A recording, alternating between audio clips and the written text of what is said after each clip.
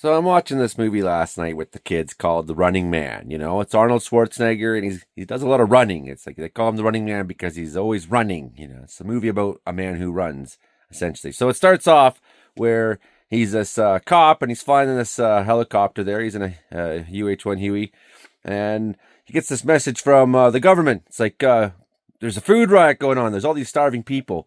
Go and shoot them all, Arnie. And Arnold's like very poorly acted. And as he's flying in with the green screen, terrible CGI, terrible effects of the time, and he's like, "No, I will not do that." Then he gets taken down super easily. It's like, I don't know, those guys like instantly, the guys in his helicopter instantly defeat him, which is bizarre, but okay. So then here we are in this super world of tyranny, and now Arnold and his bunch of buddies, they're in prison now, and they're all being watched over by these riot-like police that have baseball helmets on and guns, and they have this like weird array that you'll instantly, your head will blow up if you cross the line. It's all dark and all tyranny and fascism, and nonetheless they escape and they get away, but then he, for some reason, I mean, here's some plot holes. He decides to go back to his brother's apartment and then meets this woman who's like, you're the murderer who killed all those 1,500 people. No, I'm not. I didn't do that. So then he's like, you come with me to Hawaii. So they go to Hawaii. They're going to go to Hawaii, which is completely weird. I mean, there's plot holes in movies like this, obviously. They're going to go to Hawaii, but he's like, she doesn't want to go with them, but he's going to make her. So they go to the airport, and he's like, I'll snap your neck like a twig, but he doesn't do it. And then she rats him out, and then the pigs come and bust him down, beat him down, and now next thing you know, he's in prison. So anyways, side story. Now we come to meet this guy, Killian. Killian's the producer of this show, The Running Man. That's a show about men who run around. And specifically, The Running Man is a show where the Department of Justice has an entertainment division, and the entertainment division sends criminals to be murdered in front of the public. It's very dystopian type of stuff.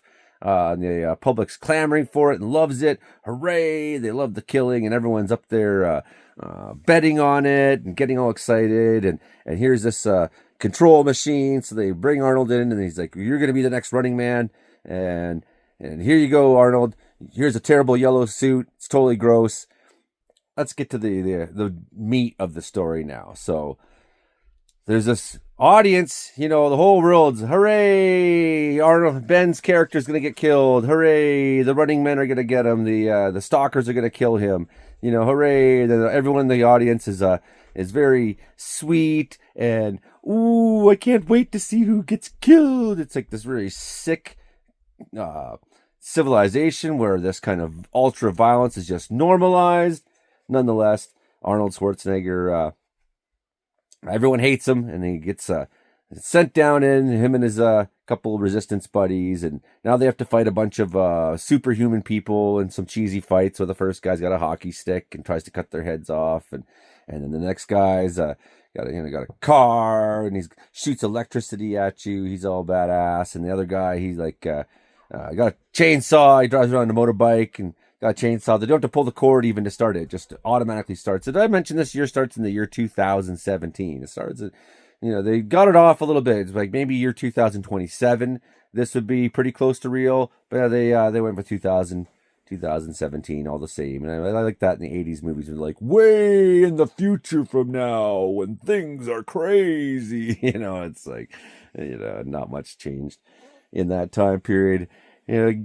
Fast forward a couple years and everything's really crazy now. We're like heading towards the darkness that the Running Man insinuates. So anyways, all this throughout the story, they eventually bust through the mirage of the story and expose the story. And then all the audience who 20 minutes ago in the movie was like, hooray, kill him, kill Arnold, are now have just totally turned all their attention towards Killian. Hooray, kill that guy instead. And it's, the masses are just basically these stupid mob that whatever you tell them to like and cheer for, they will.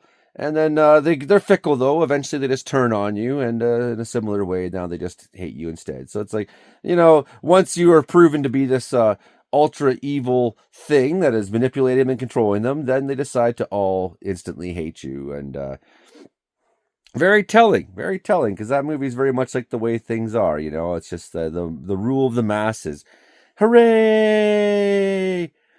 Wait a second, that guy's bad. Boo! And they all boo. So it's like, the moral of the story is very few people are the players themselves. So you have Killian, who's this rich industrialist, producer, TV magnate, who his big thing is to get the ratings up as high as he can, and if it takes blood and murder and gore and death and fear and terror put onto the population, so be it.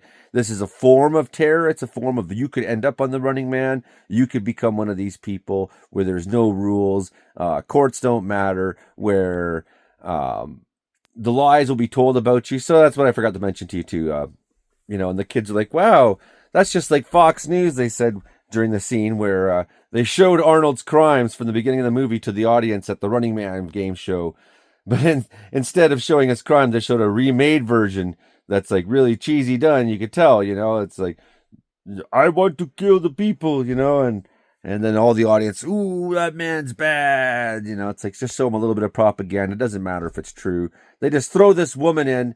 That's right, because the woman that Arnold Schwarzenegger meets at the beginning of the movie, of course they're going to fall in love in the end. That's what's going to happen. And of course, they're going to find some plot reason to throw her in to the Running Man game with her. And when they do, the fact that she's not guilty of any crime whatsoever, the crowd just, hooray, feed her to the wolves, yay. And it's really symbolic. And I know, of course, what's the next thing that comes onto my channel, that my YouTube, that last night after this, kids go to bed and I watch, and it's like, oh, it's Generation Tech talking all about Andor, and how Andor, the story of the resistance and the creeping tyranny of authoritarianism, is really a story about real life. And I was like, yeah, of course it is. I thought everybody understood that Star Wars was a warning to people in real life. That Star Wars is a warning about increasing tyranny, about government control, about military industrial complex, about empire, about imperialism. I thought it was pretty clear to everybody what this was about.